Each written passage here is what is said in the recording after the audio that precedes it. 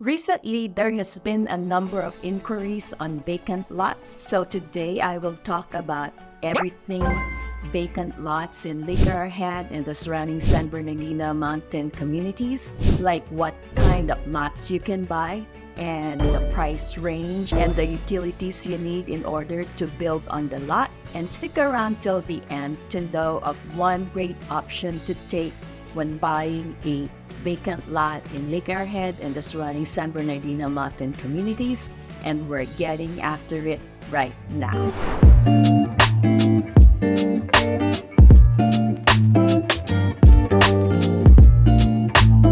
If you are new to this channel and would like to know everything about living in Lake Arrowhead, buying or selling your vacant lot or home in Lake Arrowhead and the surrounding San Bernardino Mountain communities, then subscribe below and tap the bell for notifications so you will be the first to know about the current market in Lake Arrowhead and the surrounding San Bernardino Mountain communities. My name is Alma Borsek with the Living in Lake Arrowhead California team. We get calls and emails every day from people just like you looking to buy or sell their home in Lake Arrowhead and the surrounding San Bernardino Mountain communities, and we absolutely love it. Whether you're making your move in 9 days or 90 days, just give us a call, shoot us a text, or send us an email. We're here ready to help the buying or selling of your home in Lake Arrowhead and the surrounding San Bernardino Mountain communities smooth and stress-free. So what kind of vacant lots can you buy in Lake Arrowhead and the surrounding mountain communities? Ideally, you would want to buy a flat lot, but because we are in the mountains, not all available lots are flat. It's true that you can buy a lot that is mostly flat, but because of our mountainous terrain, most lots are on a slope, and the lot is either on an upslope or a downslope. And between an upslope and a downslope lot, I would say that the advantage of a downslope lot is that you can easily build a driveway leading to the house or garage that is level with the street. On an upslope lot, the driveway to the house or garage is also on an upslope, which can be challenging in the wintertime. But one way to have a level entry driveway on an upslope lot is to build from the back side of the lot. So now, in effect, you are utilizing the lot as if it were a downslope lot. The issue with this is that the way to get to the house will be on an access road at the back of the lot, and access roads are usually unpaved, narrow, and not county maintained, which means that in the wintertime you will have to arrange for snow removal after a snowstorm, which can be an inconvenience. Now, what about the price range of the vacant lots that are available for sale? The range is quite large. You can buy a lot for under $5,000, or you can buy a lot for almost $400,000. And so price is dependent on many different factors. The first one is location. Some areas are more desirable than others, and so the more expensive lots are in the nicer neighborhoods. And then second is the size of the lot.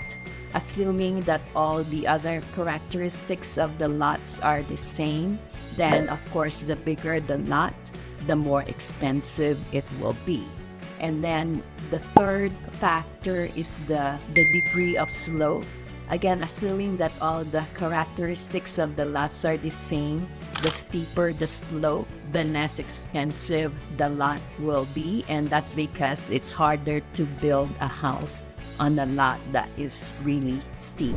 Now, the fourth factor in determining the price of the lot is the access to the lot. A lot that is on a street that is wide, paved, and county maintained will be more pricey than one that is accessible on a narrow, unpaved, not county maintained road. And then the fifth factor is the view of the lot. There are different view options on lots on the mountain. You can have a forest view or a panoramic view of the distant mountains and valley, or a combination of both. or it can have an incredible lake view. Obviously, the nicer the view, the bigger the premium you will have to pay, and so the more expensive the lot will be. The sixth and last factor is the access to utilities. For example, the lots in Hook Creek area, in Cedar Glen, and also in some parts of Cedar Pines Park. Lots are very inexpensive, and you can get lots that are priced at under $5,000. And the reason is that utilities are not readily available in those locations. On the other hand, there are lots in the planned and gated communities like Cedar Ridge Estates and Mill Pond in Lake Arrowhead that can cost you several $1,000s, as much as $400,000, and that's because the lots already have underground utilities.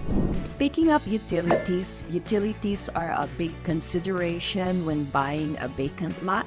Connection fees can be as low as a few $100s or can run you a few thousands. So it's advisable that you do your due diligence by contacting the appropriate utility agency to get a good idea of how much it will cost to connect utilities to the lot that you are interested in purchasing. Let's talk about the different utilities and what options are available on the mountain. First is water. For most of the Lake Arrowhead and nearby communities, digging a well on the property for water supply is not an option.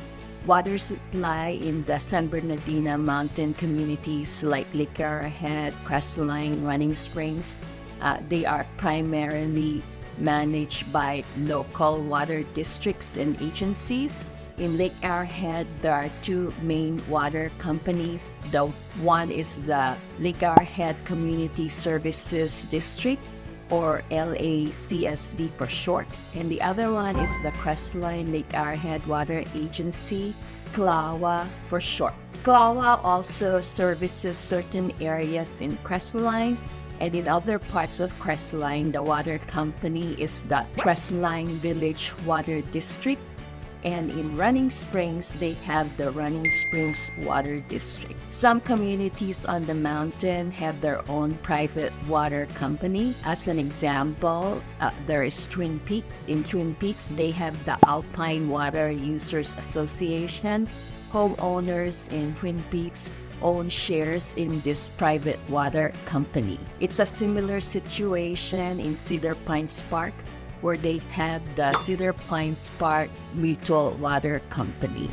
The second utility to consider is electricity. For electricity, Southern California Edison is the main source of power on the mountain. You may supplement with solar energy, like installing solar panels on your roof, but that is if you have a lot that is in a sunny area. But most mountain areas are in a forest setting with lots of trees, and so solar may not be a viable option.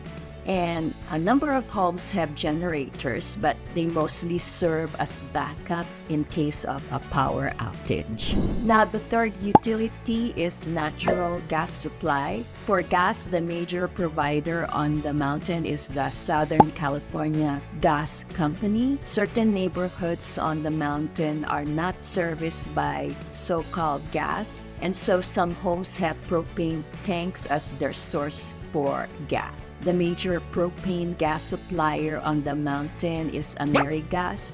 They are able to monitor your tank remotely, so you will be alerted when it's time to fill your propane tank. In a usual household, the gas-powered appliances are the stove, clothes dryer, and heaters. So if you want to do away with using a propane tank as your gas supply, then what you can do, an option is to replace all your gas-powered appliances and replace them with the electric type of appliances.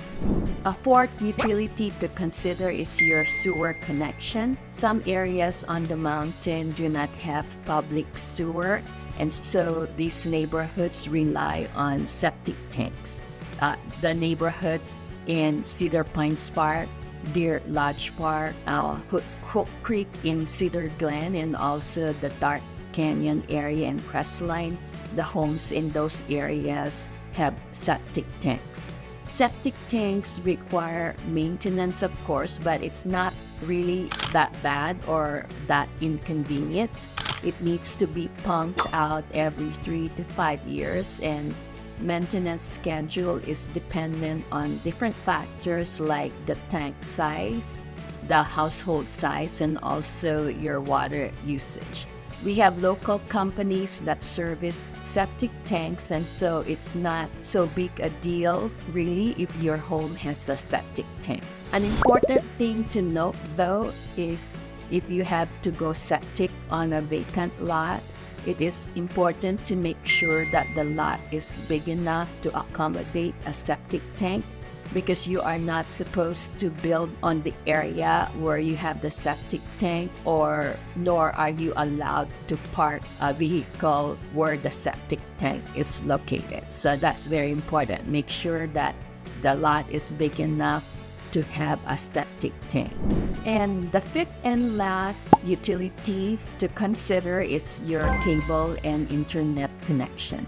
The main company that provides internet and cable service on the mountain is Spectrum, and internet service from Spectrum is pretty good on the mountain. The speed is good enough to be able to work from home, and so internet and cable is not a problem in the mountain communities of San Bernardino. So now, before I share with you that great option I was talking about that you can take when buying a vacant lot on the mountain, I'd like to remind you that if you are interested in any home or vacant lot listing in Lake Arrowhead and the surrounding San Bernardino Mountain communities, feel free to call, text, or email me. My contact information is in the description below. And subscribe to my channel and tap the bell for notifications so you will be alerted when I post a new video, and I post new videos weekly. So what great option am I talking about that you can consider when buying a vacant lot? Well, in 2003 and 2006, the mountain communities had some serious wildfires that burned down several homes in Lake Arrowhead, Cedar Glen, and Running Springs. Some homeowners who lost their homes in the wildfire have rebuilt on their property, but some lots remain vacant to this day. So now those vacant lots that previously have a house on them are a great option to buy and to build on. These lots already have the utilities, and so they just have to be reconnected. It will still cost you fees to get them reconnected, but not as much as if you have to start from scratch. So there you have it. That's the great option that you can consider if you're thinking of buying a vacant lot on the mountain. And so that's our video on everything vacant lots. If there's something I missed, or if you have any questions, just post a comment down below. And thank you for sticking till the end, and I hope to see you in my next video. And until then, bye for now.